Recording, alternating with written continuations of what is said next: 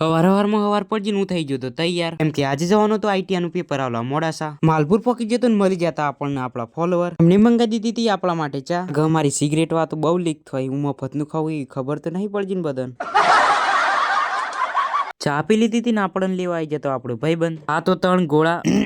સોરા થઈ જાય બાઈક લઈને રવાના એટલે તાર બાઈક ની સ્પીડ બહુ સારી હો આ તે મફતમાં બેઠા એટલે હારી જ લાગે ને. હું એ બહુ હરક પદડું હું કા ઉડતું લેવા જાઉં ફાઇનલી સેન્ટરે પહોંચી જતા રીધી તો તને આઈટીઆઈ નો મંગળસૂત્ર એન વગર તો સોરી માં એવું કઈ પહેવા દી